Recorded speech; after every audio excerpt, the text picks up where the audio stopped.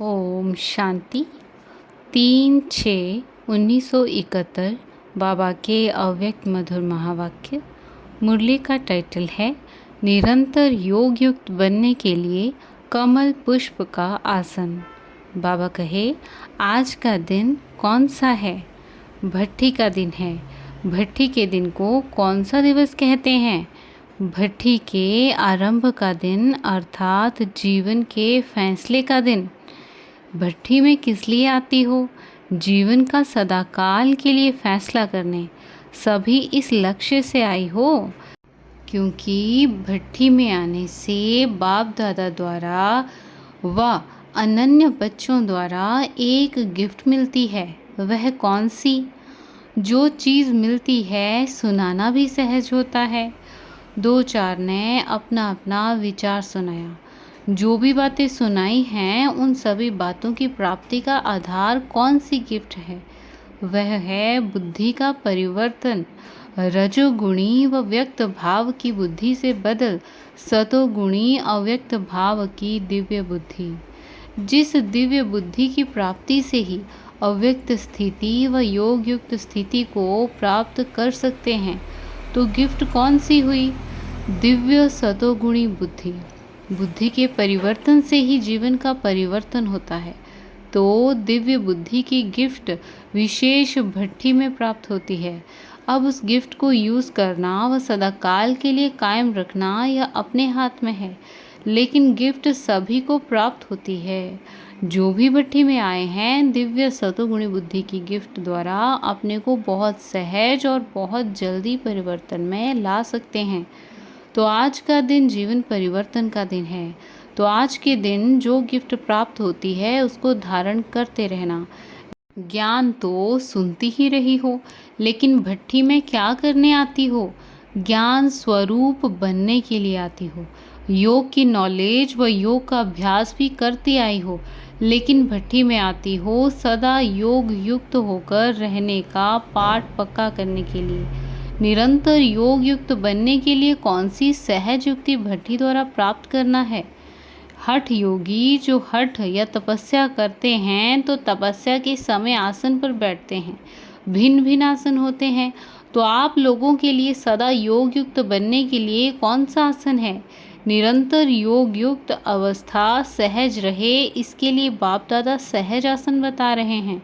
वह है कमल पुष्प का आसन। कमल आसन कहती हो ना। देवताओं के जो चित्र बनाते हैं तो उसमें किस पर खड़ा हुआ व बैठा हुआ दिखाते हैं?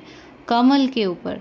तो निरंतर कर्म करते हुए भी सहज योग युक्त बनने के लिए सदैव कमल आसन अर्थात अपनी स्थिति कमल पुष्प के समान रखेंगे तो निरंतर योग युक्त बन जाएंगे। लेकिन कमल का पुष्प बन इस आसन पर इस स्थिति में रहने के लिए क्या करना पड़े? अपने को लाइट बनाना पड़े, हल्का भी और प्रकाश स्वरूप भी। कमल का पुष्प कितना ज्ञान युक्त है। कमल पुष्प को देख ज्ञान की स्मृति आती है ना। तो कमल आसन पर विराजमान रहने से सदा योग युक्त बन सकती हो। आसन कभी भी नहीं छोड़ो। यह कमल पुष्प समान स्थिति का आसन सदा कायम रखना, अर्थात इस पर सदा स्थित रहना है। तब भविष्य में भी राज्य सिंहासन इतना ही समय कायम रहेगा। अगर इस आसन पर नहीं बैठ सकती हो अर्थात इस स्थिति में स्थित नहीं हो सकती तो सिंहासन को भी प्राप्त नहीं कर सकेंगी। तो राज्य सिंहासन प्राप्त करने के लिए पहले कमल आसन पर स्थित रहने का अभ्यास करना पड़े। भट्ठी में आए हो अपने को सभी प्रकार के बंधन से मुक्त कर हल्का बनाने के लिए व सदा कमल पुष्प की स्थिति में स्थित होने के आसन पर विराजमान रहने का अभ्यास सीखने के लिए। तो जो भी बोझ हो वह सभी प्रकार का बोझ भट्ठी में खत्म करके जाना। चाहे मन के संकल्पों का बोझ हो, चाहे संस्कारों का बोझ हो, चाहे दुनिया के कोई भी विनाशी चीज़ों प्रति आकर्षित होने का बोझ हो, चाहे लौकिक संबंधी की ममता का बोझ हो, सभी प्रकार के बोझ कहो व बंधन कहो उन्हों को खत्म करने के लिए भट्ठी में आए हो। अभी अपने जीवन की उन्नति का गोल्डन चांस यह भट्ठी है। इस चांस में जो जितना चांस लेते हैं उतना ही सदाकाल के लिए अपने जीवन को आगे बढ़ा सकेंगे। भट्टी में कौन सा लक्ष्य रखकर आई हो? संस्कारों को परिवर्तन में लाकर फिर क्या बनने का लक्ष्य रखा है? यह ग्रुप विशेष किस बात में सभी ग्रुप से अच्छा है, यह मालूम है? इस ग्रुप की एक बहुत अच्छी विशेषता है। गोल्ड में जब खाद डाली जाती है तो उसके बाद गोल्ड को मोल्ड नहीं कर सकते हैं। ओरिजिनल गोल्ड होता है तो उसको मोल्ड कर सकते हैं। तो ऐसे समझें कि यह सच्चा सोना है, इनमें कोई खाद नहीं है। आप लोग अपनी विशेषता को जानती हो। इस ग्रुप को देखकर ऐसा लगता है जैसे जब वृक्ष नया लगाया जाता है तो पहले बहुत कोमल, सुंदर छोटे छोटे पत्ते निकलते हैं जो बहुत प्रिय लगते हैं।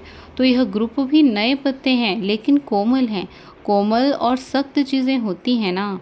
कोमल अर्थात संस्कारों की हड्डियाँ इतनी सख्त नहीं हैं जो चेंज नहीं हो सकें।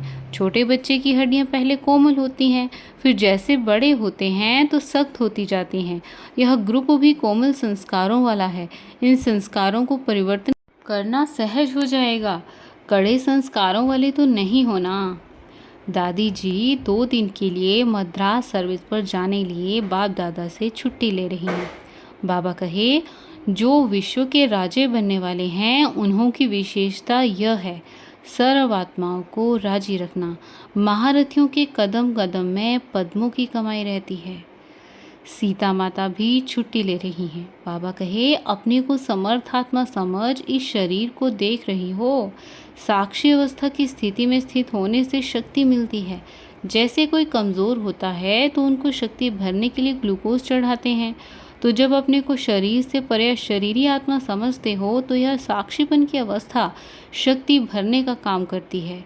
और जितना समय साक्षी अवस्था की स्थिति रहती है उतना ही बाप साथी भी याद रहता है, अर्थात साथ रहता है। तो साथ भी है और साक्षी भी है। एक साक्षीपन की शक्ति, दूसरा बाप के साथी बनने की खुशी की खुराक।